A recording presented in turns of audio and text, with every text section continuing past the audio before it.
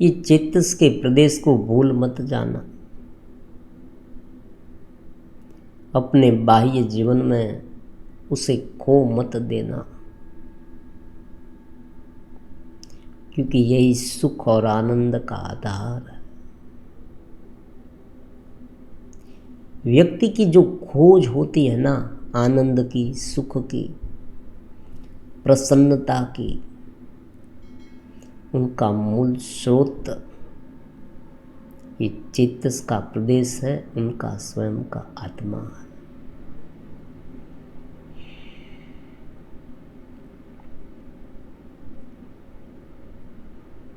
जैसे पूरे ब्रह्मांड में अनंत आकाश है, उस आकाश के एक भाग में ही ये जगत है। ये ग्रह, तारे, नक्षत्र, निहारिका, ये सब देखे। पूरा आकाश कितना विशाल है, उनके एक भाग में, एक कोने में ये है। उसी तरह से हमारे भीतर चेतना का विस्तार है। उस विस्तार को देखें। उनमें मन उत्पन्न होता है, मन के साथ विचार उत्पन्न होते हैं। या हम ये कह सकते हैं, देखो कोई व्यक्ति विचारने लगा, सोचने लगा, तब मन उत्पन्न हुआ, भावनाएं उत्पन्न होने लगी। तो ये जो चेतस का आयाम है ना, उसमें से ही ये उत्पन्न हुआ, लेकिन हम उसे ही भूल जाते हैं। जो मूलभूत बात है, जो मेन हमारा एसेंस है ना, उसे हम भूल जाते हैं। और जैसे ही उसे भूलते हैं, ज़्यादा विचलित हो जाते हैं। क्या हो जाते हैं? विचलित। तुम जैसे ही उसे भूलते हो, तुम ज़्यादा उलझोगे, ज़्यादा विचलित हो जाओगे, मनोवृत्तियों में घिरते जाओगे। 3 प्रकार के घेरे में ही मेरा संसार है, ऐसा लगेगा। अगर इनसे छूटना है, समझे ये बात है, अगर उनसे छूटना है तो नियमित रूप से ये क्रिया करें, क्योंकि क्रिया से ही अक्रिय हुआ जाता है। क्रिया से ही अक्रिय हुआ जाता है, क्योंकि क्रिया में फंसे हैं। कोई लोग ये कह रहे हैं कि भाई क्रिया नहीं करनी है। क्रिया इसलिए करनी है कि क्रिया में फंसे। क्रिया को शांत करके स्वयं शांत हो जाए, ये देखना। 2 पार्ट में बटी हुई ये साधना। पहला भाग जो है वो क्या है? कोई क्रिया करके, वो प्राण की क्रिया हो सकती है। मान लीजिए प्राणायाम, मन को कहीं लगाने की क्रिया हो सकती है, क्योंकि मन को सूक्ष्म करना है, मन गाढ़ा हो गया है। इतना सोचते हैं ना, तब मन गाढ़ा हो जाता है। जब सोचने के जो विषय होते हैं, कोई भी विषय क्यों न हो, कोई भी विषय क्यों न हो, ज़्यादा सोचने से मन गाढ़ा हो जाता है, मतलब प्रबल हो जाता है। उनकी मात्रा, इंटेंसिटी प्रबल हो जाती है, फिर वो हमें नुकसान करने लगता है।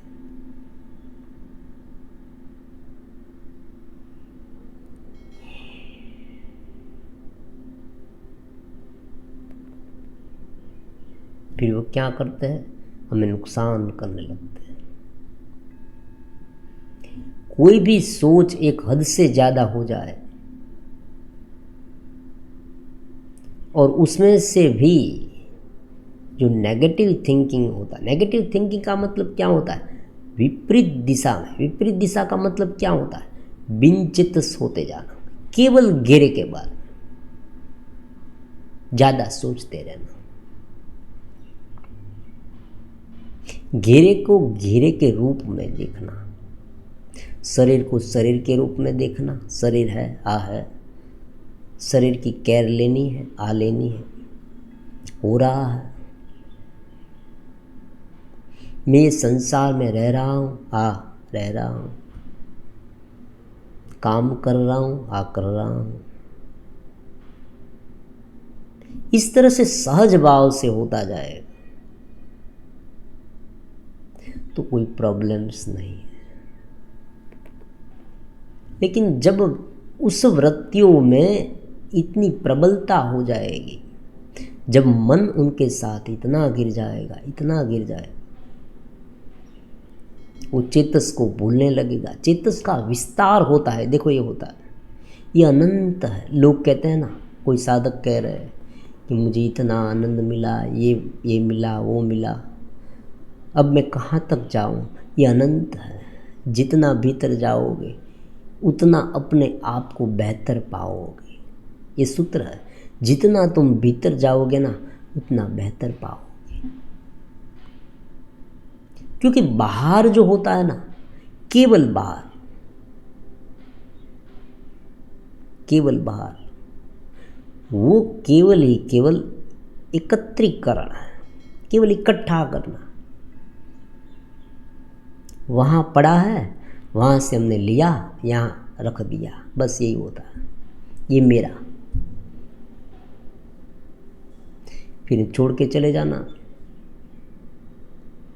देखो कितनी सारी साधन संपत्तियाँ क्यों न हो, व्यक्ति छोड़ के चले जाता है। उनके रिलेटिव्स है,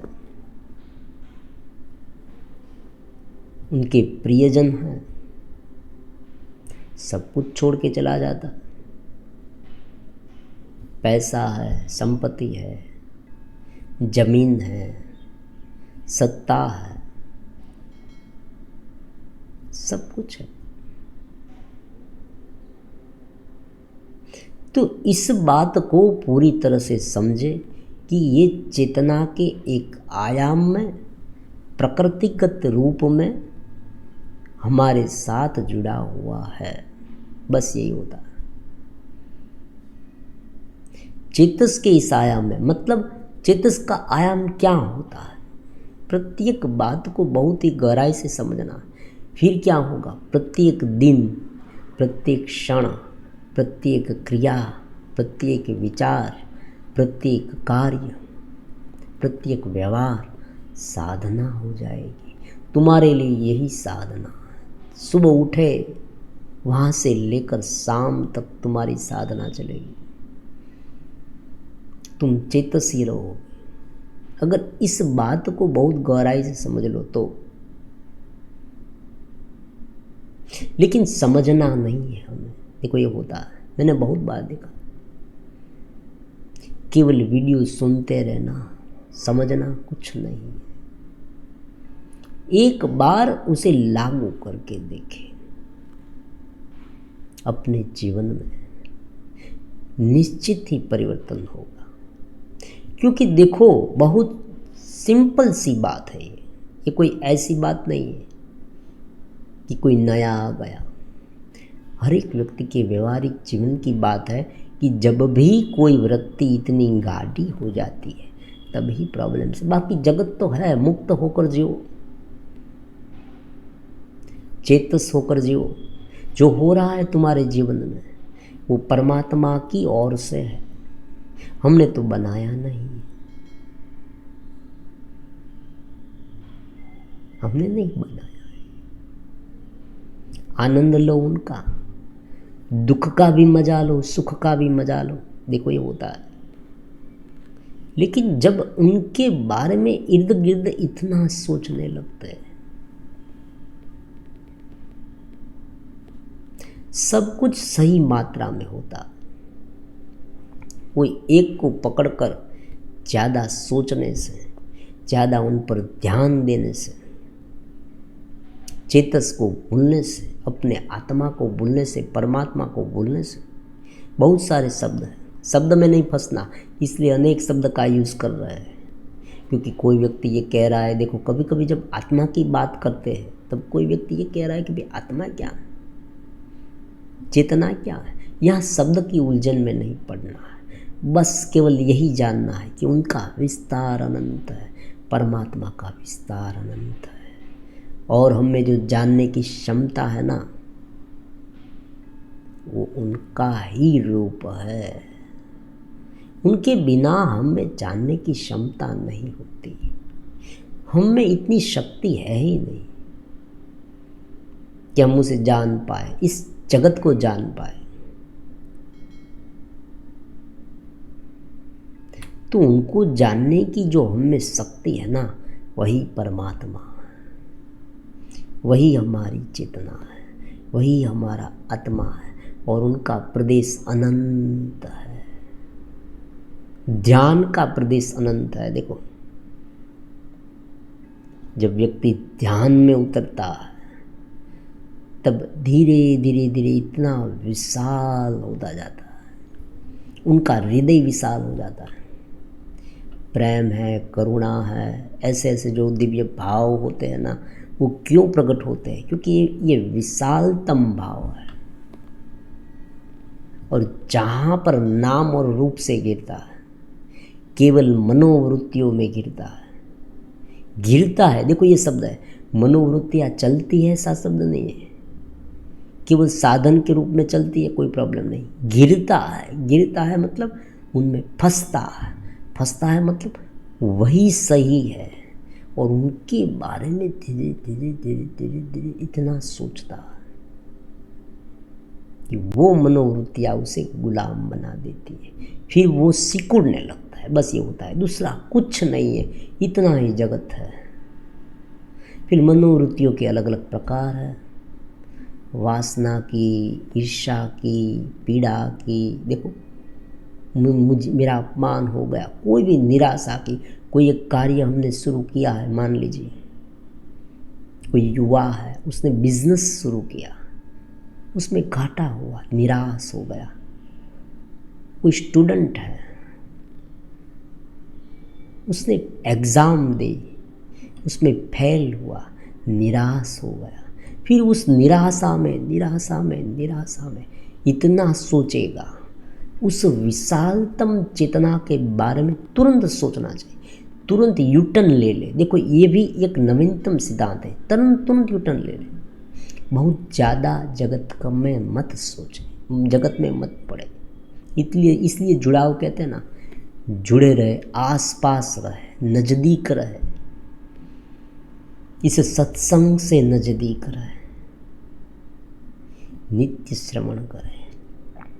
क्योंकि देखो यहाँ पर क्या होता है, भूल जाना ही सबसे बड़ा प्रॉब्लम्स होती है। सबसे बड़ी समस्या भूल जाना है, चेतस को भूलना है। चेतस याद आ जाए तब क्या होता है? देखो जैसे ही चेतस याद आ जाए, हम ये सोचेंगे, अरे मैं ये विचारों में क्यों फंस रहा हूँ। देखो ये विचार है, मैं ये विचारों में क्यों फंस रहा हूँ। ये तो नाशवंत है, ये तो उत्पन्न होता है, नाश होता है। एक छोटे से सिद्धांत ने हमें शांत कर दिया। हमने संगीत सुना, हम कहीं पर घूमने गए, किसी के साथ बातचीत करने लगे, लेकिन शांति नहीं मिली। क्यों नहीं मिली? क्योंकि भीतर से शांति नहीं मिली, भीतर से समझ नहीं है। एक डाइवर्जन केवल दे दिया गया है, यहाँ जाओ तो ये वो, जैसे ही वहाँ से आएगी फिर से अशांति। लेकिन ये समझ हुई कि भाई तुम विचार क्यों कर रहे हो, तुम इसमें क्यों फंस रहे हो। ये तो नाम और रूप वाला है, प्राकृतिकगत है। और जैसे जैसे उसमें एकरूप होते जाएगी उस विचार में, और चेतस, देखो एक बार चेतस का विकसितपन, शुरू में हमने जब चैनल बनाई थी तब हम कहते थे एक चेतन दीप की आवश्यकता होती है। ये क्या है? ये यही है, एक बार जागृत होने की आवश्यकता होती है। गुरु प्रदेश से, चित्तस प्रदेश से एक बार जागृत हो गए, चेतना से जागृत हो गए, एक बार भीतर जागृति हो गई, फिर उस जागृति को पकड़ना है, खूंटे को पकड़ना है। मैं शुद्ध चेतना हूं। ये नित्य साधना बननी चाहिए, एक दिन भी नहीं चूकना चाहिए। पूरे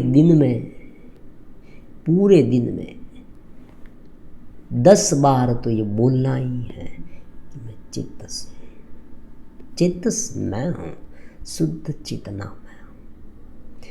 क्या मैं देख रहा, मुझे देखना है, हाँ मैं देखूंगा ना कि कौन कौन से विचार मुझ में आ रहा है। देखो ये होता है, ये कर सकते हैं आप।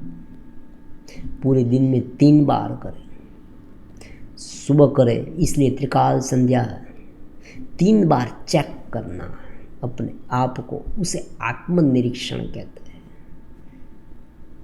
सुबह उठे जैसे ही एक दिनचर्या बना लें,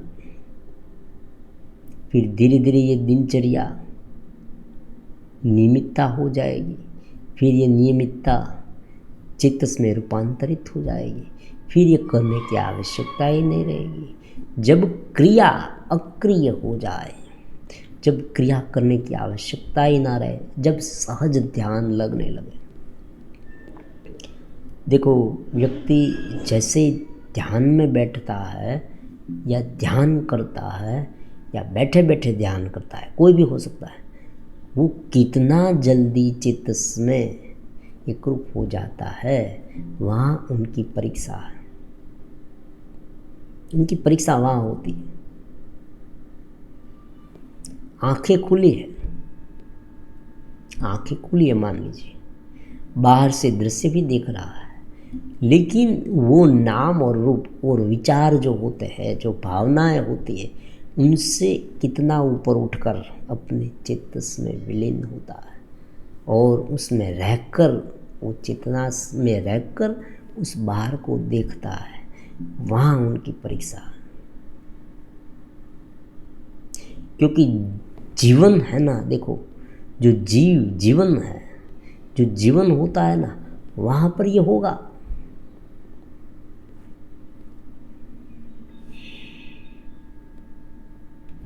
जीवन में ये होगा, जरूर होगा।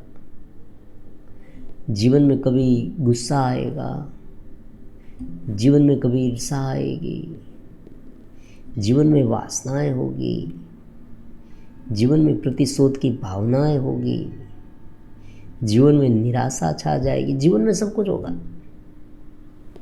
लेकिन एक बात यह है कि उनकी मात्रा कितनी है, समझे, एक एक बात को समझे।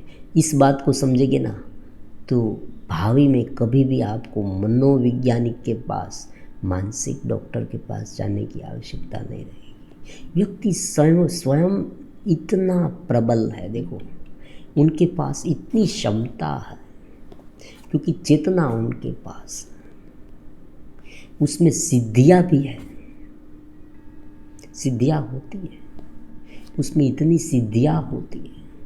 क्योंकि जो चेतस होता है ना, जो ऊपर उठता है, वो अपने पूरे शरीर को, पूरे प्राण को, पूरी मनोवृत्तियों को प्रबल बना देता है, चेतस बना देता है। वो स्वयं चेतस हो जाता है, फिर अपने साधनों को चेतस बनाता है, अपने आवरणों को चेतस बनाता है।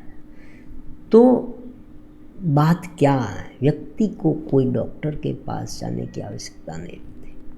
आजकल आप देख रहे हैं मानसिक रोग, निंद्रा नहीं आना, तंद्रा में रहना, जीवन में मज़ा नहीं आ रहा है, व्यक्ति थक जाता है, बार बार अशांत हो जाता है, और उनके कारण इतने सारे रोग हैं। देखो ये बहुत कुछ है।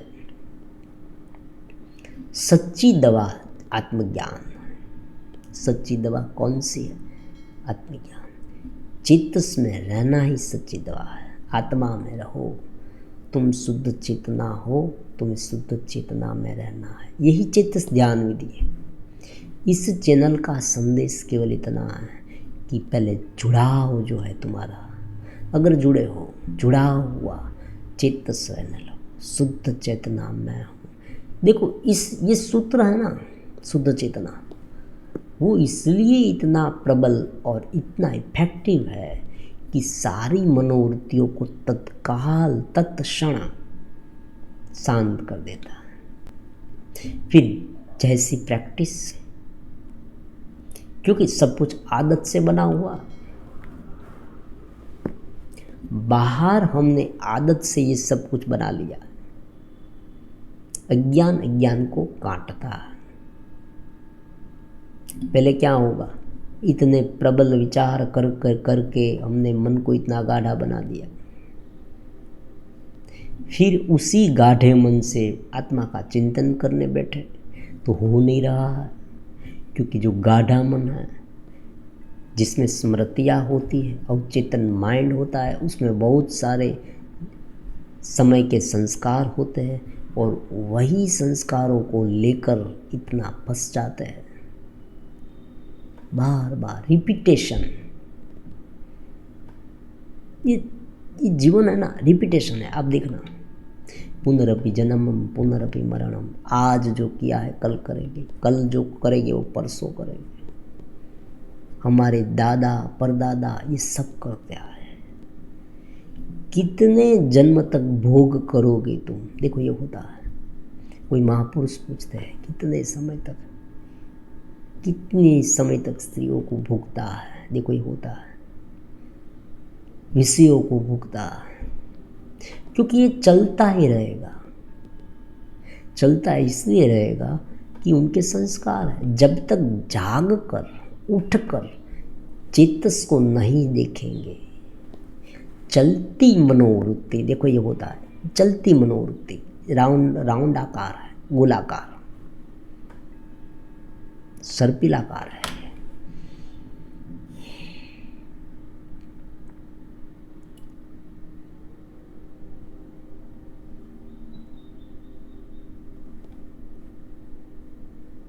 जैसे पर्वत में होती है ना, पर्वत का रास्ता, लेकिन पर्वत में का रास्ता है ना, वो धीरे धीरे ऊपर उठता है। देखो ये होता है, गोल गोल गोल गोल घूम कर वो हम कहाँ पहुँच जाते हैं? शिखर तक।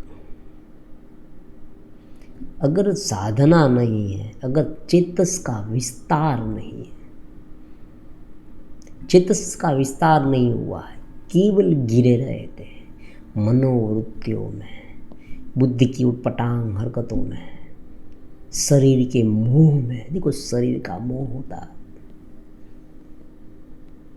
आंखें बंद करे शरीर आता है, स्त्री का शरीर मान लीजिए, शरीर का मोह है, शरीर ही शरीर। तो देखो ये इसमें क्या होता है, गड़बड़ी होती है, बीच में काट कर कहते गड़बड़ी क्या होती है। सहज रूप से जो हो रहा है वो होता है। व्यक्ति जब उनमें इतना भ्रमित होता है तब उनके बारे में ही सोचता रहता है। बस ये होता है, मतलब ये होता है, प्रकृति अनंत है और वो चलती रहेगी, और जब उसे शांत होना है तब वो शांत भी हो जाएगी। ऐसी बात नहीं है कि वो अशांति रहेगी। उनकी लिमिट जब खत्म हो जाएगी ना तो वो अपने आप शांत हो जाने ही वाली है।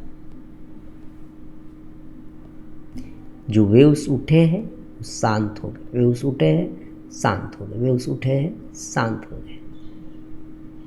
पूरे जीवन में, पूरे जगत में यही चलता रहता है।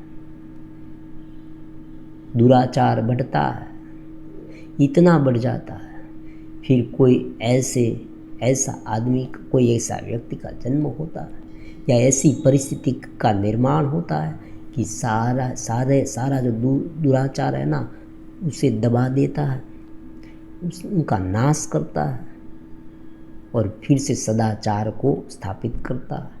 फिर थोड़े समय के बाद फिर से दुराचार बढ़ जाता है, फिर से सदाचार आता है। ये चलता ही रहता है। जैसे रात होती है फिर दिन होता है, जैसे रात होती है फिर दिन होता है। भगवान ने भी कहा ना, यदा यदा ही धर्मस्य ग्लानिर्भवति भारत, बार बार मैं जन्म लूँगा। ये जन्म लेने की बात क्या है, ये परिस्थितियों का निर्माण होता है। ऐसी परिस्थिति हुई तो ये प्रत्येक व्यक्ति में भी घटता है। प्रत्येक व्यक्ति में घटता है। देखो एक सुंदर सा एग्जाम्पल है, पूरे दिन इतनी सोच में डूबे हुए थे, भगवान ने रात बना दी। अगर रात नहीं बनाई होती, अगर रात में नींद नहीं आती, अगर रात में नींद नहीं आती, नींद नहीं बनाई होती, तो सभी लोग पागल हो जाते हैं। बहुत कम लोग जो योगी होते, ज्ञानी होते, ध्यानी होते, वही बच जाते, बाकी सभी लोग पागल ही हो जाते हैं। क्योंकि बहुत स्वाभाविक है कि एक समय के बाद इस मशीन को आराम देना पड़ता है। ये खोपड़ी है ना, उसे आराम देना पड़ता है। इतना घुघू है, देखो घुघू घुघू घुघू।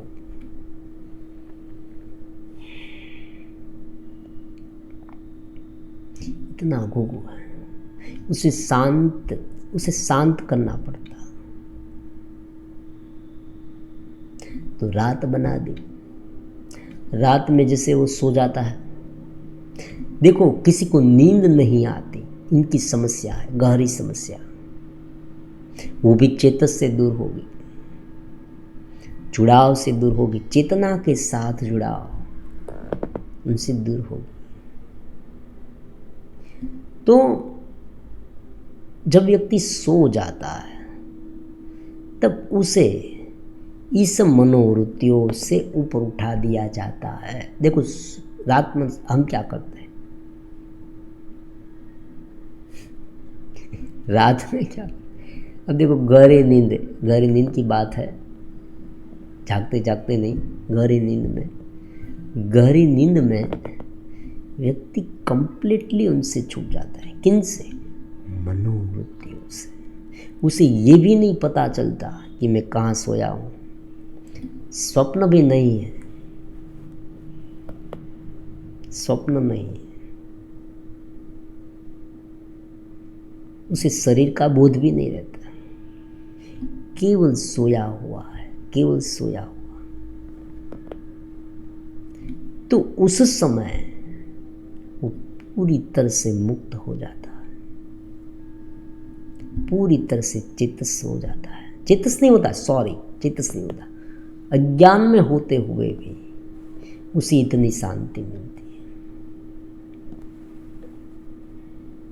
अज्ञान में होते हुए भी उसे इतनी शांति मिलती है, इतना आनंद मिलता है कि वो आनंद के आधार पर वो जीवन जीता है। बस ये होता है, क्योंकि रात को सो गए तो फिर से सुबह शुरू कर दिया मशीन, घुघू घुघू घुघू घुघू, पूरे दिन रहेगा, फिर रात सो गए, फिर दूसरे दिन शुरू कर दिया घुघू। इस तरह से जीवन बीत जाता। तो परमात्मा जानते हैं, प्रकृति जानती है कि नींद नहीं बनाते तो ये लोग जीवन ही नहीं जी पाते, व्यक्ति मर जाता। ये भी हो सकता है, इसलिए नींद बना दी। सुसुप्ति अवस्था उसे कहते हैं योग शास्त्र में। लेकिन आप जरा सोचे, अज्ञान में अगर ये नींद है, वही नींद ज्ञान में हो तो, चेतस में, ये अनुभव से कह रहे हैं, इतनी मजा है। ये फकीरी है, चेतस की फकीरी, परमात्मा की फकीरी। आनंद ही आनंद है, ये अनंत है, चेतना का प्रदेश अनंत है।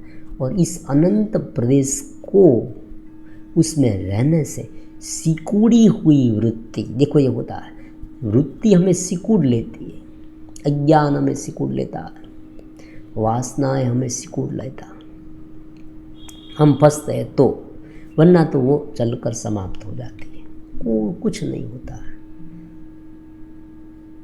जब हमें बहुत ज़्यादा काम होता है, आप देखिए, अगर काम कर दिया, काम खत्म हो गया, शांत हो गया, जीवन चला जाता, कोई प्रॉब्लम्स नहीं।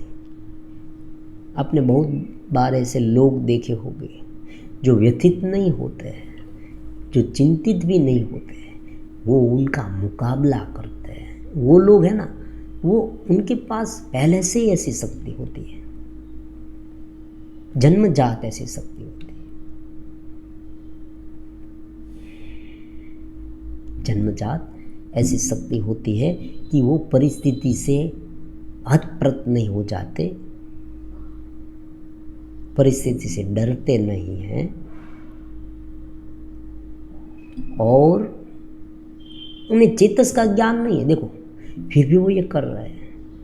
हाँ एक बात है, चेतस के आयाम में उनका प्रवेश नहीं होगा, लेकिन वो वहाँ समझकर, मनोवृत्तियों को समझकर उनमें उलझते नहीं हैं, वो शांति से रह पाते हैं।